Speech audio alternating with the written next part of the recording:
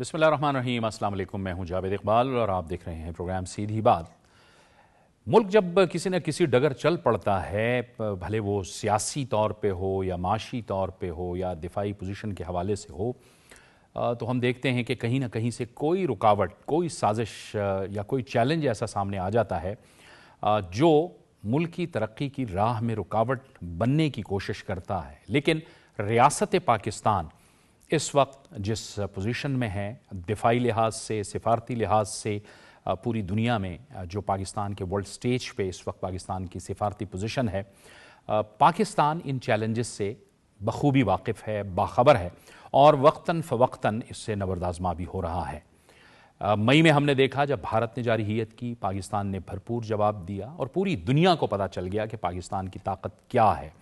پاکستان کی سفارتی سطح پہ جو ایک پوزیشن قائم ہوئی، دفاعی قوت اور دفاعی طاقت کی وجہ سے پوری دنیا یہ سمجھتی ہے اور اس کو یہ فہم ہو چکی ہے کہ گلوبل سٹیج پہ جیو اسٹریٹجیکلی، جیو پولیٹیکلی پاکستان کا جو امیج ہے وہ بہتر ہوا ہے۔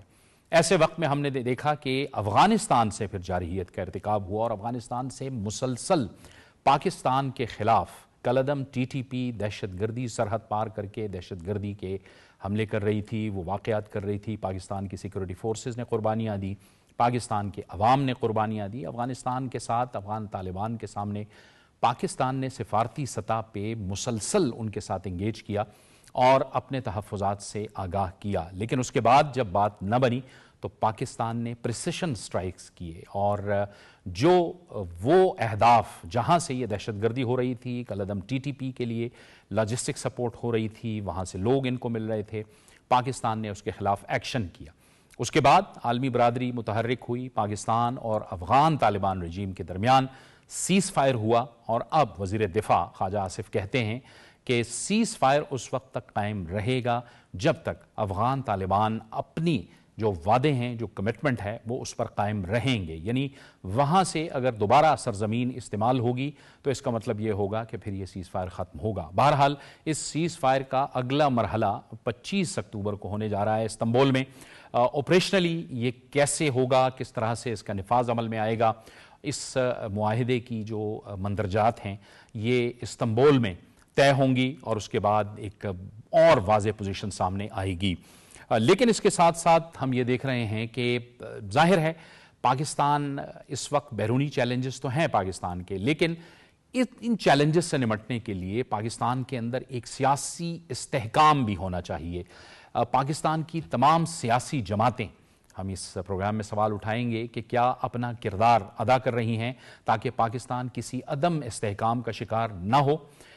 زمین پر اس وقت جو حالات ہمارے سامنے ہیں ملک کے اندر سیاست کے، خیبر پختونخوا میں نئے وزیر اعلیٰ آ چکے ہیں، وفاق کے سامنے وہ پہلی بار کھڑے ہو چکے ہیں اور مدعا جو ہے وہ یہ سامنے آیا ہے کہ وفاق نے، وزیر داخلہ نے بلٹ پروف گاڑیاں خیبر پختونخوا کی پولیس کو دیں اور وہ اگلے ہی دن واپس آ گئیں یہ کہہ کر کہ یہ معیار کے مطابق نہیں ہیں، جبکہ وزیر مملکت برائے داخلہ طلال چودھری بارہا یہ کہہ چکے ہیں کہ یہ عالمی معیار کے مطابق گاڑیاں ہیں، جو بلٹ پروف گاڑیاں ہیں۔ خیبر پختونخوا کی پولیس چونکہ فرنٹ پولیس ہے، فرنٹ لائن پہ ہے، وہ دہشت گردی کے خلاف، تو ان کی استطاعت کو بڑھانے کے لیے، ان کی حفاظت کے لیے گاڑیاں دی گئی ہیں۔ تو یہ پہلا ایک امتحان ہے جو سہیل آفریدی کے سامنے آیا ہے۔ تاہم اس وقت خیبر پختونخوا میں کئی دن گزر چکے ہیں، نئے وزیر اعلیٰ حلف لے چکے ہیں، لیکن کابینہ نہیں بنی کیونکہ وزیر اعلیٰ کہتے ہیں کہ جب تک وہ اپنے بانی سے ملاقات نہیں کریں گے وہ کابینہ کو حتمی شکل نہیں دیں گے۔ تو بہرحال چیلنجز کا سامنا ہے، گورننس کا سامنا ہے، مسائل ہیں اور صوبے میں عوام اپنے منتخب نمائندوں کی طرف دیکھ رہے ہیں۔ ظاہر ہے یہ پورے پاکستان میں بھی جو نمائندے ہیں، منتخب نمائندے ہیں، عوام انہی کی طرف دیکھتی ہے، انہی سے توقعات رکھتی ہے۔ تو جو سیاسی استحکام ہے وہ کس قدر ضروری ہے، یہ سوال ہم آج اپنے پروگرام میں اٹھائیں گے اور اس کے لیے ہمیں جوائن کر رہے ہیں مہمان، جو ہمیں جوائن کر رہے ہیں مسلم لیگ نون سے پرویز سندھیلا۔ پرویز سندھیلا صاحب آپ کو خوش آمدید کہتے ہیں اس گفتگو میں۔ پاکستان پیپلز پارٹی سے ہمیں جوائن کر رہے ہیں پیپلز پارٹی کے رہنما نادر گبول۔ نادر گبول صاحب آپ کا بھی بہت بہت شکریہ۔ پاکستان تحریک انصاف سے ہمیں جوائن کر رہے ہیں فردوس شمیم نقوی नकवी, फिरदौस शमीम नकवी साहब, आपका भी बहुत बहुत शुक्रिया। और एंकर पर्सन तज्जियाकार फैसल अब्बासी भी हमें ज्वाइन कर रहे हैं। फैसल, आपको भी बहुत खुश आमदेद कहते हैं। परवेज संदेला साहब, ये जो मामला है, जो अब जाहिर है इस वक्त वफाकी हुकूमत और सूबे के दरमियान है, आप समझते हैं कि ये जल्द हल हो जाएगा? क्योंकि जाहिर है नए वज़ीर आला हैं, उन्होंने जाहिर है ये पहला एक्शन ले लिया है, गाड़ियां वापस कर दी हैं वफाकी हुकूमत को। पहले तो बहुत शुक्रिया जुवैद इकबाल साहब आपका प्रोग्राम में लेने के लिए। देखिए, मसाइल जमहूरी हुकूमत में सियासी पार्टियों के दरमियान में होते हैं, इख्तलाफात भी पैदा होते हैं। इसकी बिल्कुल ताज़ा मिसाल है पाकिस्तान पीपल्स पार्टी और पाकिस्तान मुस्लिम लीग नून। दोनों जमहूरी सोच रखने वाली जमातें हैं, और माजी में ख़ास तौर पे 90 की दहाई में जब हम लोग कॉलेज यूनिवर्सिटी में थे, तो उस वक्त की सियासत से बेंद्री भुट्टो साहिबा ने और मियां मोहम्मद नवाज साहब ने सीखा। मिसाक जमहूरियत की सूरत में एक तकरीबन आइन से मिलता जुलता डॉक्यूमेंट हमारे सामने आया, और आज उसी पर अमल दरामद करके दोनों जमातें मरकज में इकट्ठे बैठे हैं। पाकिस्तान पीपल्स पार्टी बाकायदा तौर पर हिस्सेदार नहीं है वजारतों में, लेकिन आईनी ओहदों पर उनके साथ बैठे हैं। ये है वो सोच सियासी जमातों की। अब आ जाएं आपके सवाल की तरफ। दूसरी तरफ है पाकिस्तान तहरीक इंसाफ। पाकिस्तान तहरीक इंसाफ ना पहले कभी जब वो अपोजिशन में थे तो हुकूमत के साथ बैठे थे, फिर जब वो हुकूमत में थे, और आपको याद होगा 2019 में हिंदुस्तान ने आप पर हमला किया था, तब भी इमरान खान साहब उस वक्त की सियासी जमातों के साथ नहीं बैठे थे, और आर्मी चीफ जनरल बाजवा साहब को बैठना पड़ा अपोजिशन जमातों के साथ। तो उसको देखते हुए मुझे लगता है, और दूसरी ये बात है कि पाकिस्तान तहरीक इंसाफ को चला रहा है सोशल मीडिया। सोशल मीडिया के कुछ लोग हैं जो कि बाहर बैठे हुए हैं, वो पाकिस्तान तहरीक इंसाफ की डायरेक्शन तय करते हैं कि इन्होंने करना क्या है। उसके देखते हुए मुझे नहीं लगता कि ये मसाइल हल होंगे, क्योंकि अली अमीन गंडापुर साहब इसके लिए बेहतरीन कैंडिडेट थे। बहुत सारी जगहों पर जब तसादम हो रहा था हुकूमत और पाकिस्तान तहरीक इंसाफ में, खासतौर पर 26 नवंबर का जिक्र ना किया जाए तो ज्यादती होगी, वो अब भी मेरा ख्याल है बुशरा बीबी को उस वक्त समझाने में शायद कामयाब तो ना हो पाए। अगर वो हो जाते तो आज शायद बेहतरी के हालात होते। तो ये मुश्किल काम है, और खास तौर पर जो नया जिसको कहा जा रहा है नॉन कस्टम पेड वजीर आला, वो उनकी तो बेस ही सारी, वो क्या करेगा? वो जब अब वो कह रहा है वो इमरान खान से जब तक मिलेगा नहीं तब तक कुछ कर नहीं सकता, ना वो अपनी कैबिनेट बना सकता है, ना वो अपने फैसले ले सकता है। तो फिर ये कैसे मामला चलेंगे? और फिर इमरान खान से अगर मुलाकात हो भी जाएगी तो वो क्या उनसे कहेगा कि आप सीधे यहाँ से वज़ीर-ए-आज़म साहब के पास जाएं और जाकर अपने मामला सीधे करें, गवर्नर के पास बैठें, और जो इस वक्त सूबे में दहशत गर्दी के मामलात हैं वो हल करें, लोगों के मसाइल, स्कूल, कॉलेज, यूनिवर्सिटी, हॉस्पिटल, ऐसा कुछ भी नहीं होने वाला। और ये टोटल बेस ही इस चीज पे करते हैं कि ज्यादा से ज्यादा इंतशार फैलाएं, ज्यादा से ज्यादा चीजों को मतनाजा करें। फवाद चौधरी साहब का एक मैं जुमला कोट कर दूं बात खत्म करने से पहले। उन्होंने कहा था कि पाकिस्तान की तमाम जो इस वक्त कामयाबियां हैं, पाकिस्तान तहरीक इंसाफ इनको उसमें अपनी नाकामियां दिखाई देती हैं, कि पाकिस्तान जितना कामयाब होगा, जितना बेहतरी की तरफ जाएगा, मैशत ठीक होगी, दहशत गर्दी खत्म होगी, दुनिया के साथ सफारती तल्कात बेहतर होंगे, पाकिस्तान तहरीक इंसाफ उसको अपनी नाकामी समझती है। इससे अंदाजा लगा लेंगे ये हमारे साथ बैठेंगे या नहीं बैठेंगे। नादिर गबोल साहब, जाहिर है बड़े बड़े इख्तिलाफात जो हैं वो बैठ कर हल हो सकते हैं, और सियासी जो लोग होते हैं वो समझते हैं कि मुज़ाकरात की और इंगेज करने की एक दूसरे के साथ अहमियत क्या है। आपके भी इख्तिलाफात थे हुकूमत के साथ, लेकिन आप लोग बैठे, बातचीत आगे बढ़ी। अब जाहिर है इस वक्त दहशत गर्दी का चैलेंज है, बहुत बड़ा चैलेंज है। खैबर पख्तूनख्वा को भी जाहिर है बैठक हो सकती है, इस कम से कम इस मामले पे तो बैठक हो सकती है। ये हमने माजी में भी देखा है कि तमाम सियासी जमातें बैठी हैं इकट्ठी।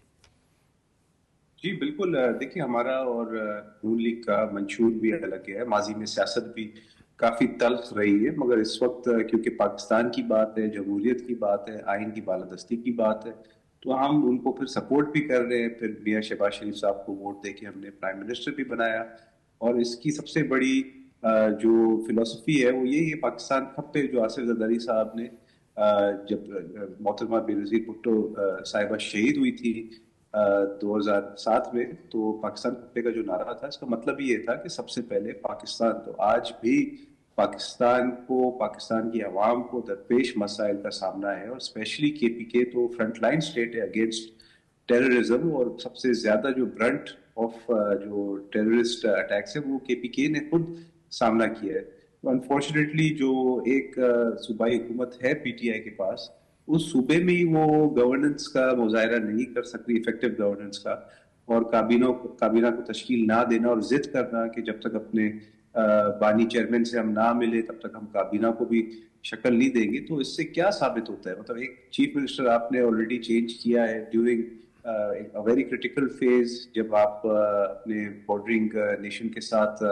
ایک سیز فائر بڑی مشکلوں سے انٹرنیشنلی بروکرڈ سیز فائر آپ نے ریچ کیا ہے. آپ کی تمام جو سیکیورٹی فورسز ہیں جو آپ کی وہ فیس کر رہی تھی برنٹ آف ٹیررسٹ ایکٹیویٹی، تو آپ کم از کم گورننس تو اپنی درست کریں اور سب سے پہلے پاکستان کے انٹرسٹ کو رکھے اور آپس کی جو انڈیویجول جو آپ کی رنجشیں ہیں کسی بھی پولیٹیکل پارٹی سے اس کو سائڈ میں کریں، کیونکہ پاکستان ہے تو ہم ہے. اور آپ نے بالکل درست فرمایا کہ جتنے بھی مسائل ہم نے سامنا کیا ہے نون لیگ کے ساتھ، جو ایشوز ہمیں فیس ہوئے ہیں، ہم نے بیٹھ کے مذاکرات سے حل کیا اس کو، چاہے وہ کنال کا ایشو ہو یا ابھی سب سے ریسنٹ جو ایگزامپل ہے جو ایک پنجاب گورنمنٹ اور سندھ پیپلز پارٹی کے خلاف جو جس طرح کی زبان استعمال کی جا رہی تھی پنجاب گورنمنٹ کی طرف سے، تو وہ بھی ایشو ابھی فی الحال ہم نے مذاکرات تو خیر نہیں کہہ سکتے بٹ تھرو ڈسکشن، کیونکہ آپ کو پتہ ہے پرائم منسٹر صاحب نے خود بلاول بھٹو زئی صاحب کو انوائٹ کیا تھا پرائم منسٹر ہاؤس میں،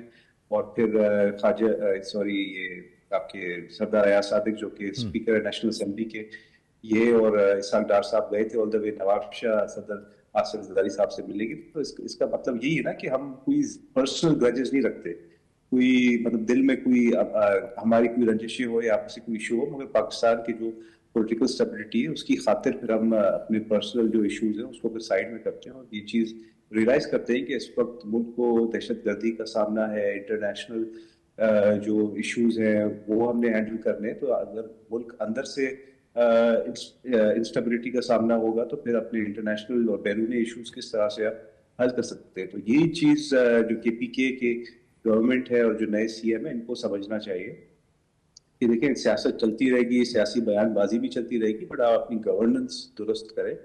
اور جو بھی ایشوز ہیں آپ کے وفاقی حکومت سے، اب دیکھیے وفاقی حکومت نے آپ کو گاڑیاں بھیجی، وہ آپ کی ذاتی آپ کے بچوں کے استعمال کے لیے تو نہیں بھیجی نا، وہ پولیس کے لیے بھیجی. اور پولیس کو ظاہر سی بات ہے وہاں پہ ٹیررسٹ اٹیکس کا سامنا کرنا پڑتا ہے، اور کیونکہ وہ بالکل فرنٹ لائن پہ سامنا کر رہے ہیں ٹیررسٹ ایکٹیویٹیز کا، تو آپ سیاست کھیل رہے ہیں ان کے ساتھ، آپ نے گاڑیاں واپس بھجوا دی. جو بھی ایشوز تھے آپ اس کا ضرور کرتے، پر اس طرح کا آپ میسج دینا کہ وفاق کی جو بھی اسسٹنس آپ کو مل رہی ہے اس کو آپ ریجیکٹ کر رہے ہیں، یہ آپ کیا میسج دے رہے ہیں اپنی عوام کو؟ آپ کیا میسج دے رہے ہیں اپنی پولیس اور لا انفورسمنٹ ایجنسیز کو؟ آپ کیا میسج دے رہے ہیں؟ بہت خراب میسج جا رہا ہے سامنے. آپ کو ایکسیپٹ کر لینی چاہیے تھی وہ گاڑیاں، اور اگر ان گاڑیوں میں کوئی ایشو تھا تو آپ پھر وفاق کو بتاتے کہ یہ ایشو ہے، آپ اس کو درست کریں. اور ابھی بھی فوکس اگین بار بار ریپیٹ کر رہا ہوں، بٹ فوکس ان کو چاہیے کہ اپنی گورننس پہ کرے، اپنی پولیسنگ پہ کرے، تاکہ جو ہماری جو لا انفورسمنٹ ایجنسیز ہیں ان کو کمپلیٹ سپورٹ ملے، اور پاکستان کے خلاف جو میلی نظروں سے ہمارے دشمن دیکھتے ہیں ان کو یہی پیغام جائے کہ سیاست اپنی جگہ، مگر اگر پاکستان کے خلاف ہم کوئی بھی ایسا اقدام اٹھائیں گے تو پورا پاکستان جو ہے وہ یونٹی کا مظاہرہ کرتے ہوئے آپ کا سامنا کرے گا. ٹھیک ہے فیصل عباس صاحب، آپ بتائیے گا، آپ کو لگتا ہے کہ کبھی ایک کنسنسس ہو پائے گا؟ ہم نے ماضی میں دیکھا ہے اہم معاملات پر، خاص کر دہشت گردی کے خلاف جو چیلنجز تھے اس پر اگر آپ دیکھیں، پاکستان پیپلز پارٹی کی مرکز میں حکومت سب سیاسی جماعتیں بیٹھیں، مسلم لیگ نون کی مرکز میں حکومت سب سیاسی جماعتیں بیٹھیں، کچھ دیر کے لیے یہ جو چھوٹے چھوٹے سیاسی معاملات ہوتے ہیں انہیں پس پوش ڈالنا بھی بہت ضروری ہوتا ہے تاکہ ایک بڑے مقصد کو حاصل کیا جا سکے. جی جاوید صاحب بہت شکریہ، thank you for having me.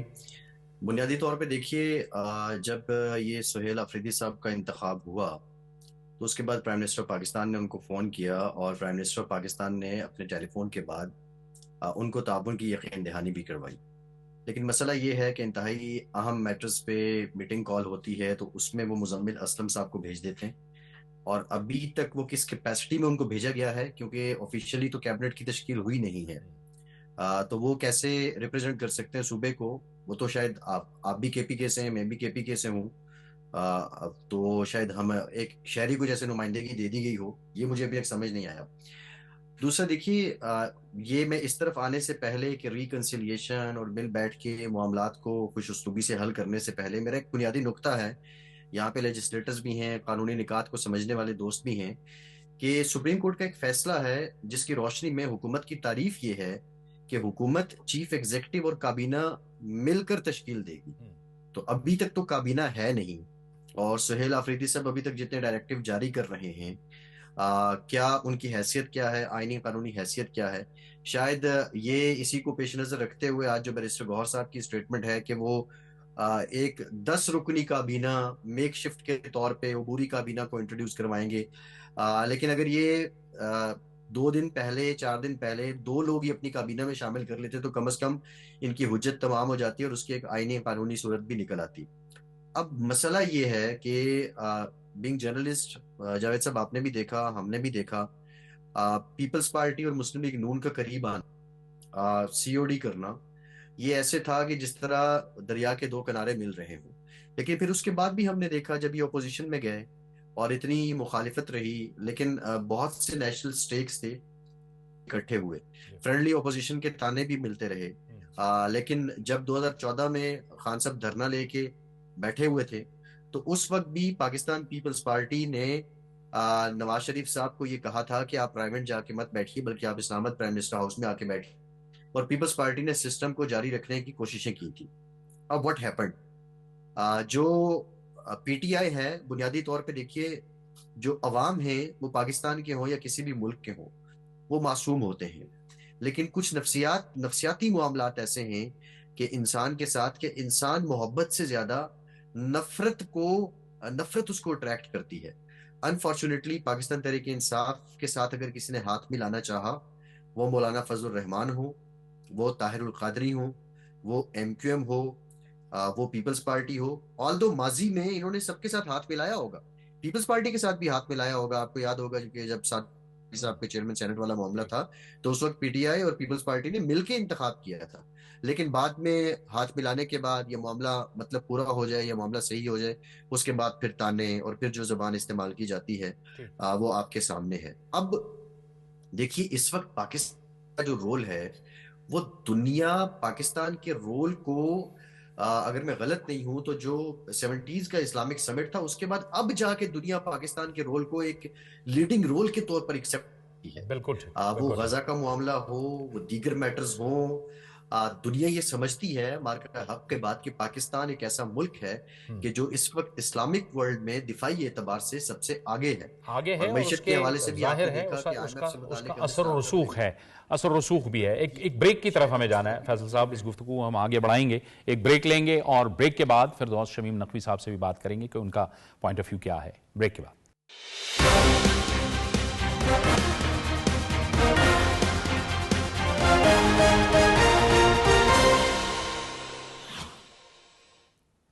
کے بعد ایک بار پھر آپ کو خوش آمدید کہتے ہیں، اور فردوس شمیم نقوی صاحب ہمارے ساتھ موجود ہیں۔ فردوس شمیم نقوی صاحب آپ فرمائیے گا، ظاہر ہے نئے وزیر اعلیٰ تو آ چکے لیکن ابھی تک کابینہ نہیں بن سکی، اور بات ان کی یہی ہے کہ جب تک بانی سے ان کی ملاقات نہیں ہوگی وہ کابینہ تشکیل نہیں دیں گے۔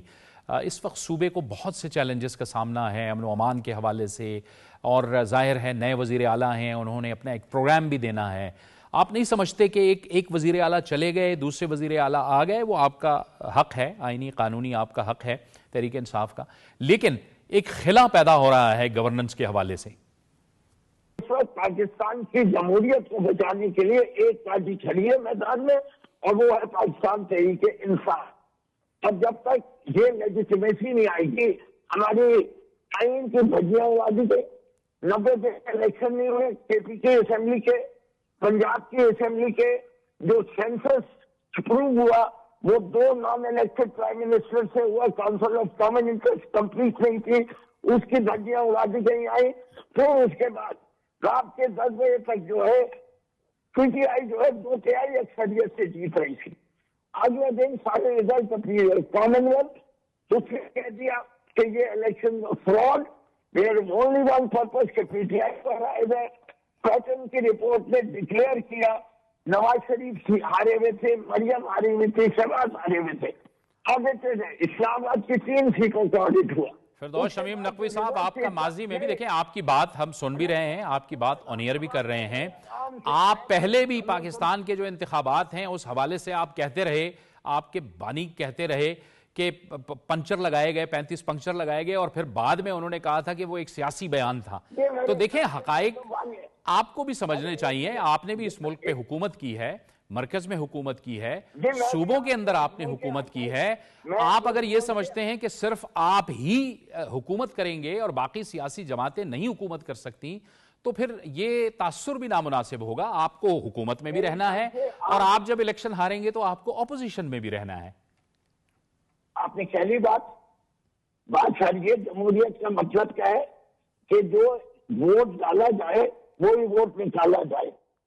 کوئی فارم 37 الاؤڈ نہیں ہے, اور اس قسم کی ساری چیزیں یہ بھی پاسبل نہیں ہے کہ جو پارٹی جنرل الیکشن میں 1 سیٹیں جیتے وہ ریزرو سیٹ میں اس کو 5 سیٹیں مل جائے. کیا کمال کا فیصلے آ رہے ہیں, اور آپ کہتے ہیں یہ عین جمہوریت ہے.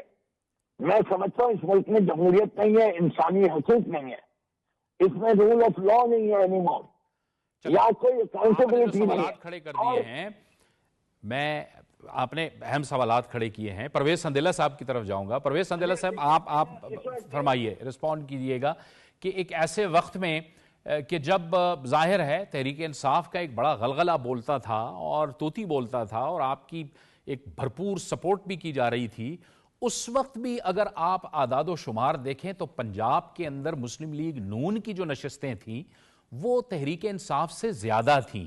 پھر وہ اس وقت جہاز چلے اور پھر حکومت کی جو ترتیب ہے وہ بدلی گئی. پرویز سندیلا صاحب, آپ رسپونڈ کریں گے. آپ نے جاوید بھائی وہی بات کہہ دی جو میں کہنا چاہ رہا تھا کہ یہ شمیم نقوی صاحب میرے خیال میں نہ کراچی سے نکل رہے ہیں نہ گھر سے باہر نکل رہے ہیں. ان کو شاید دنیا میں پتہ ہی نہیں, دنیا بڑی بدل چکی ہے. یہ میرے سینئر بھی ہیں اور ہم ان سے بڑا کچھ سیکھتے ہیں. یہ باہر نکلے, دیکھیں دنیا بدل گئی ہوئی ہے.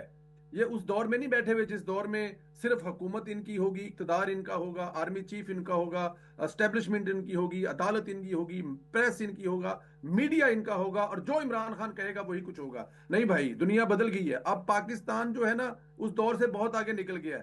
آپ بالکل بجا فرما رہے ہیں. 2018 کے الیکشن ہے پنجاب میں, اس میں مسلم لیگ نون جیتی تھی.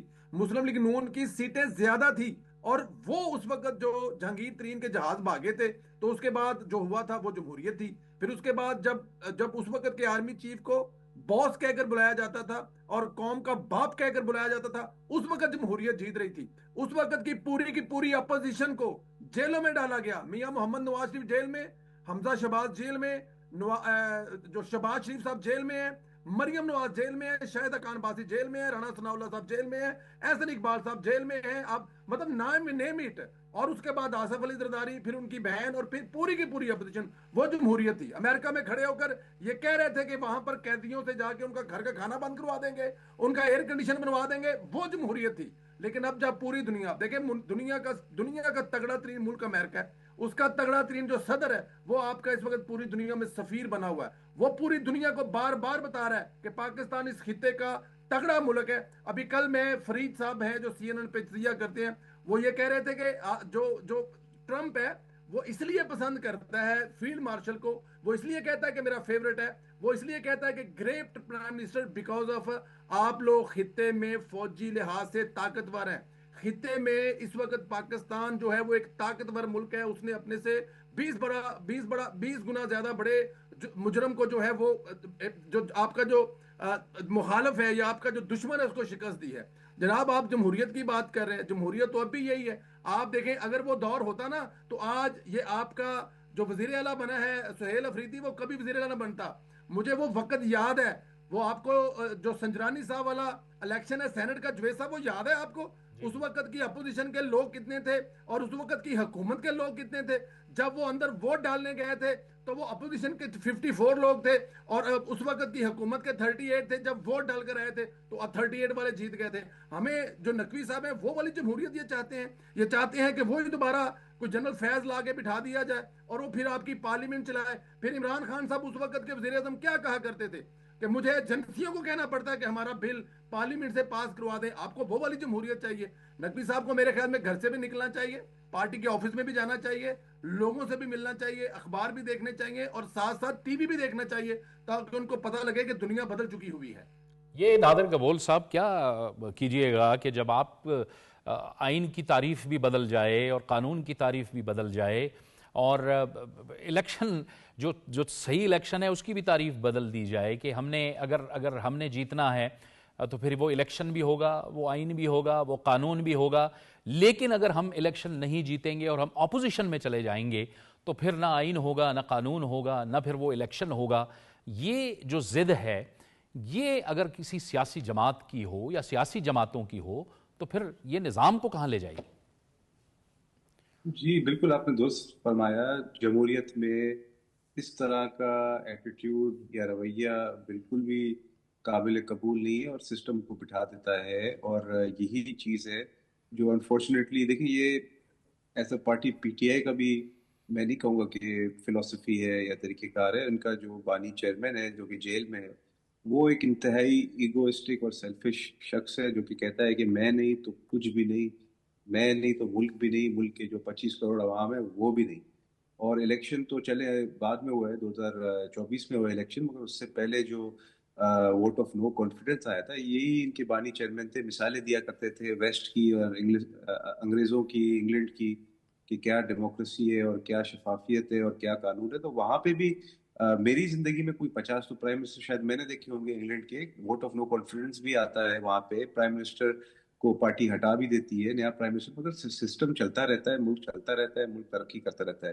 تو 2022 میں جب ان کو تھرو ڈیموکریٹک جمہوری طریقہ کار سے جب ان کو ہٹایا گیا تھا تو ان کو گریسفلی اپوزیشن لیڈر بن کے اپنے خدمات انجام دینے چاہیے تھے۔ اپوزیشن لیڈر جو خدمات انجام دے سکتا ہے عوام کے لیے وہ پرائم منسٹر سے زیادہ کم نہیں ہے۔ اوبیسلی پرائم منسٹر گورنمنٹ کو ہیڈ کرتا ہے، مگر لیڈر آف دا اپوزیشن بھی ایک بڑا آئینی عہدہ ہوتا ہے، اور ظاہر سی بات ہے جتنے بھی اپوزیشن کے جو اراکین ہوتے ہیں ان کے کانسٹیٹیوئنسیز ہوتے ہیں، ان کے ووٹرز ہوتے ہیں، تو ان کے گریونسز کو لے کے، ان کے ایشوز کو لے کے آپ نیشنل اسمبلی کے فلور پہ اور گورنمنٹ کو اس چیز پہ آپ چیلنج کر سکتے ہیں، مگر انہوں نے وہ چیز کو اڈاپٹ نہیں کیا، بلکہ انہوں نے اس وقت استعفے دے دیے،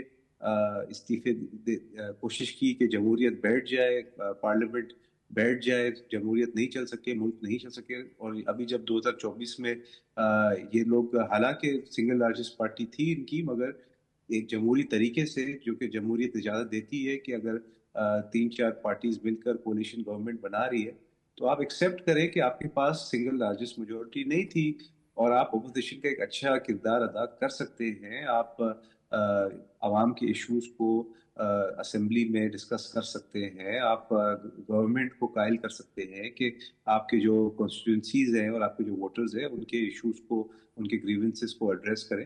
مگر ان کا صرف 1 پوائنٹ ایجنڈا ہے کہ ان کا جو بانی چیئرمین ہے اس کو کسی طرح جیل سے بس رہا کیا جائے، حالانکہ وہ سزا یافتہ ہے، اور یہ نہیں کہ گورنمنٹ نے یا پیپلز پارٹی نے یا نواز لیگ نے سزا دی ہے، عدالتوں نے سزا دی ہے اور ثبوت کے بنیاد پہ سزا دی ہے۔ تو آپ گریسفلی پھر سامنا کریں۔ آپ نیلسن منڈیلا کی باتیں کرتے تھے تو نیلسن منڈیلا نے بھی پتہ نہیں کتنے 17 سال یا آئی تھنک پتہ نہیں 20 سال، میری آپ رہنمائی فرمائیں کتنے سال انہوں نے جیل، بلکہ آئی بلیو 40 سال، سوری میں تو بہت کم کہہ رہا ہوں، 40-50 سال شاید انہوں نے جیل کی سلاخوں کے پیچھے رہے ہیں، اور پھر جب نکلے ہیں تو پھر اپنے ملک کی پھر سربراہی بھی کی ہے۔ اور ابھی بھی میں تو کہتا ہوں کہ اگر یہ 14 سال ان کو آئی تھنک سب سے زیادہ سزا ملی ہے ان کو، تو اس کو گریسفلی کاٹیں اس کو، اور اس کے بعد پھر اگر گنجائش ہوئی تو آئیں الیکشن لڑیں، اور اگر اس وقت پاکستان کی عوام آپ کو ووٹ دیتی ہے اور ہم تو گریسفلی ایکسیپٹ کریں گے۔ حالانکہ 2018 کے جو الیکشن ہے وہ بدترین الیکشن تھا جب آر ٹی آئی سسٹم بٹھا دیے گئے تھے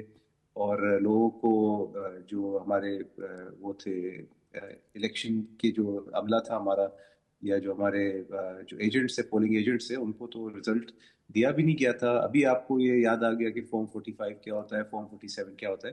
ہمیں تو نہ فارم 45 دیا گیا تھا نہ فارم 47 دیا گیا تھا، ہمیں تو صرف ایک کیا کہتے ہیں، صرف نوٹیفیکیشن آ گئی تھی کہ بھئی یہ سیٹس ہیں، اس پہ پی ٹی آئی کامیاب ہوئی ہے، اس پہ پیپلز پارٹی کو کامیابی ملی ہے۔ اس دفعہ تو ایٹ لیسٹ کم از کم پوری ملک کے سامنے ایک پراپر الیکشن ہوا ہے، اور ہم نے، حالانکہ پیپلز پارٹی سمجھتی تھی کہ ہمیں 80-90 سیٹس ملنی چاہیے تھی، مگر ہمیں جو ریزلٹس ملے ہم پھر خوشی سے لے کے، خوشی تو نہیں بٹ اس کو ایک سیٹسفیکشن سے ہم لے کر پھر بیٹھ گئے، اور ہم ایک پوزیشن پارٹنر کا رول ادا کر رہے ہیں. اور ہم تو نہیں کہہ رہے کہ کیونکہ ہمارا پرائم منسٹر نہیں بنا تو ہم سسٹم نہیں چلنے دیں گے یا ہم نون لیگ کا پرائم منسٹر بھی نہیں بننے دیں گے. ہم نے کہا کہ نہیں, پاکستان کے اندر اس وقت پولیٹیکل اسٹیبلٹی کی شدت سے ضرورت ہے اور یہ جمہوریت اور پارلیمانی سسٹم چلنا ہے. تو اس وجہ سے ہم نے, حالانکہ ہمارا مینیفیسٹو الگ ہے اور ماضی میں ہمارے بڑے شدید اختلافات رہے نون لیگ سے, مگر پھر بھی ہم نے ان کے پرائم منسٹر کو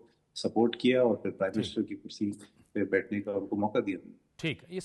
فیصل, اس خلا کا پیدا ہونا جو اس وقت ہم میرے اور آپ کے صوبے, ہم سب کے صوبے, سارے صوبے ہمارے ہیں, خیبر پختونخوا میں ہم دیکھ رہے ہیں گورننس اور عوامی مسائل تو الگ ہیں, لیکن اس وقت بارڈر کے اوپر بھی ایک بہت بڑا چیلنج ہے افغان طالبان رجیم کی جانب سے, ایک ایسے وقت میں کہ جب پاکستان کی تمام سیاسی قوتوں کو اپنی سیکیورٹی فورسز کے پیچھے کھڑا ہونا چاہا. ہم دیکھ رہے ہیں کہ جو ایک سٹیک ہولڈر ہے خیبر پختونخوا کی حکومت ہے, وہاں پر ایک خلا موجود ہے. مجھے پتہ نہیں کیوں کبھی کبھی لگتا ہے کہ یہ سب کچھ ایک بائی ڈیزائن ہو رہا ہے. یہ خلا ہے, کئی دن گزر گئے, کابینہ نہیں بنی, فیصلے نہیں ہو رہے, اور جو باتیں ہو رہی ہیں وہ اور جو فیصلے ہو رہے ہیں وہ کوئی نہ ان کی کوئی کانسٹیٹیوشنل پوزیشن بن رہی ہے اور ظاہر ہے مناسب بھی نہیں ہے. جاوید صاحب, جو آپ بات کر رہے ہیں, دیکھیے ایک تو ابھی جو بات ہو رہی تھی کہ مذاکرات کیے جائیں طالبان کے ساتھ مذاکرات کیے جائیں, تو یہی حل ہے.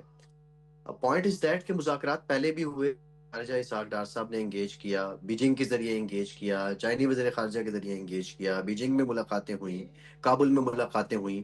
ابھی جب جو افغانستان کی طرف سے بلا اشتعال کارروائی کی گئی, اس سے 2 روز پہلے جو صادق خان ہیں ماسکو میں, انہوں نے ڈائیلاگ انیشیٹ کیا اور مدعا یہی تھا.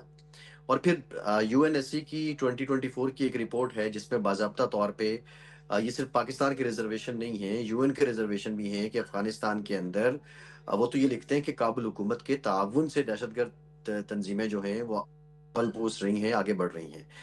اب مسئلہ جو آپ نے بارڈر مینجمنٹ کا کہا ہے اور کے پی کے گورنمنٹ کا کہا ہے, دیکھیے یہاں پہ نا ہمیں ریئلسٹک ہونا پڑے گا. جب ہم بہت جلدی انقلابی بن جاتے ہیں, ہم بہت جلدی جمہوری بن جاتے ہیں, ہم بہت جلدی بہت سے معاملات کے علم بردار بن جاتے ہیں, لیکن ریئلٹی یہ ہے پاکستان کے اندر دہشت گردی کے خلاف جنگ کی کہ اے پی ایس کے واقعے کے بعد 14 میں ایک نیشنل ایکشن پلان طے ہوتا ہے. اس نیشنل ایکشن پلان پہ پاکستان کی تمام سیاسی جماعتیں سگنیٹری ہوتی ہیں. اچھا, اسی نیشنل ایکشن پلان کی روشنی میں ہم نے بہت سے آپریشن کیے, آپریشن ضرب عضو بھی کیا, آپریشن رد الفساد بھی کیا. پاکستان میں ایک امن آیا اور جس کی جھلک 2018 تک جو معاشی ہیں اس میں بھی نظر آتی تھی. امن آنے کے بعد پاکستان نے معاشی اعتبار سے بھی ترقی کی. اچھا, ہوتا یہ ہے کہ 2020-21 میں پھر سے معاملات جب آگے بڑھتے ہیں, کیونکہ زمانہ بدلا, 2014 سے لے کے 6 سال میں بہت سی چیزیں ایوالو ہوئیں. 2021 میں ریوائزڈ نیشنل ایکشن پلان ہوا. یہ ریوائزڈ نیشنل ایکشن پلان تب ہوا جب فیڈریشن میں پاکستان تحریک انصاف کی حکومت تھی. اب اس کے بھی 2 اسپیکٹ تھے. ایک کائنیٹک ڈومین تھی جو سیکیورٹی فورسز کے ذمہ تھی, انہوں نے اپنا کام کرنا تھا, اور نان کائنیٹک تھی جس میں کیا تھا, آپ کے مدارس ان کی رجسٹریشن ہونی ہے, آپ نے کرمنل جسٹس سسٹم کو بہتر کرنا ہے, آپ نے وہ علاقے جو دہشت گردی سے متاثرہ ہیں ان کے اندر بحالی کے پروگرام شروع کرنے ہیں, گورننس بہتر کرنی ہے. اب انفارچونیٹلی اگر میں کے پی کے کی بات کروں, کیونکہ اس وقت بہت زیادہ بات اسی پہ ہو رہی ہے, تو کے پی کے اندر جو سی ٹی ڈی بنائی گئی ہے, کاؤنٹر ٹیررزم ڈپارٹمنٹ بنایا گیا ہے, اس میں صرف 100 اس کے اہلکار ہیں. اور اگر آپ کے پی کے اندر ہونے والی شرپسندی کے واقعات کو دیکھیں تو آیا اتنا بڑا صوبہ, 4.5 کروڑ آبادی کا صوبہ, جس کے اندر ہر دوسرے دن اور ایک مخصوص علاقوں میں یہ دہشت گرد کارروائیاں کرتے ہیں, اور 3200 لوگ, وہ کس حد تک ان کو روک پائیں گے؟ پھر سب سے بڑا المیہ یہ ہے کہ ایک باضابطہ طور پہ وہ 2014 اور 2021 کے جو نیشنل ایکشن پلان اور ریوائز نیشنل ایکشن پلان ہے, اس میں آپ سگنیٹری ہو. منافقت کا اندازہ یہ ہے کہ آپ کہتے ہیں جی ہم نے تو یہ بات ہی نہیں کی, ہم کسی آپریشن کے حق میں بھی نہیں ہیں. اب معاملہ یہ بھی ہے کہ جو انٹیلیجنس بیسڈ آپریشن ہو رہے ہیں اس میں صوبائی حکومت مکمل طور پہ شریک ہوتی ہے, تمام سیکیورٹی ادارے اس میں شریک ہوتے ہیں, اور پھر بات ہوتی ہے جی ہم کوئی بڑا آپریشن نہیں ہونے دیں گے. ارے بڑے آپریشن کی بات کون کر رہا ہے؟ پہلی بات تو یہ ہے. دوسرا, کیا نیشنل ایکشن پلان کے آپ سیکریٹری نہیں ہیں؟ ان سارے معاملات کو آپ پولیٹیسائز کرتے ہیں, اور پھر ایک نیکسس نظر آتا ہے جس کو آپ پولیٹیکل ٹیرر کرائم نیکسس کہتے ہیں, اور جس کی جھلک آپ کو اب نظر آ رہی ہے. دیکھیے یہ بہت سے پہلو ہیں. بظاہر تو اگر کوئی یہ سمجھتا ہے کہ سہیل آفریدی پشاور میں اپنی کابینہ نہیں بنا رہے ہیں تو وہ ایک جواز بھی لے رہے ہیں بہت سے فیصلے نہ کرنے کا, وہ ایک ٹائم بھی بائی کر رہے ہیں, اور وہ ڈائریکٹلی انڈائریکٹلی وفاق کو ایک مزاحمت سے زیادہ، مزاحمت کرنا تو ٹھیک ہے، آپ کا رائٹ ہے، لیکن مزاحمت سے زیادہ للکارنے کی کوشش بھی کر رہے ہیں۔ ان حالات سمجھتا ہوں کہ جس طرح ان کے صوبائی صدر جنید اکبر کہتے ہیں کہ ہم اداروں کے ساتھ بات چیت کرنے کو تیار، مسئلہ کیا ہے؟ مسئلہ یہاں پہ سب سے زیادہ پولیٹیکل رویے میں غلطی کا ہے۔ رویے میں غلطی یہ ہے کہ پولیٹیکل مائلیج کے لیے، پولیٹیکل بینیفٹس کے لیے، پولیٹیکل موٹیوز کے لیے آپ جو فائدے حاصل کرنا چاہ رہے ہیں، آپ کی نیت درست نہیں ہے۔ نیت درست ہوگی تو رویے بہتر ہو جائیں گے۔ سو میں سمجھتا ہوں کہ ایک ایک قدم پیچھے جا کے تھوڑا سا لانگ جمپ سب کرنا ہوگا، اپنی اناؤں کو چھوڑنا ہوگا۔ میری تو ذاتی رائے یہ ہے، اور جو وعدے سب نے کیے ہیں، جس پہ سب نے سائن کیا ہے، کم از کم اپنے قول کی پاسداری ضرور کریں۔ بالکل ٹھیک آپ کہہ رہے ہیں، اور اسی کا ذکر جو ہے وہ D G I S P R نے اپنی جو پشاور میں ہونے والی پریس کانفرنس تھی اسی میں بھی کیا کہ نیشنل ایکشن پروگرام پنجاب اور سندھ کا انہوں نے خصوصی حوالہ دیا کہ وہاں پہ جو گورننس ہے وہاں ہو رہی ہے، نیشنل ایکشن پلان پہ عمل درآمد ہو رہا ہے، اس لیے وہاں پہ اس طرح کے واقعات نہیں ہو رہے۔ خیبر پختونخوا کے اندر ایک خلا موجود ہے۔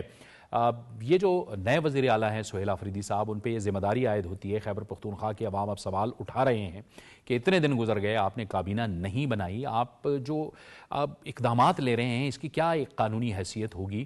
اور پھر ظاہر ہے عوام ان کو دیکھ رہے ہیں کہ ہمارے جو مسائل ہیں وہ کب حل ہوں گے، جو سیکیورٹی کے چیلنجز ہیں ان کے لیے ان کا کیا پلان ہے۔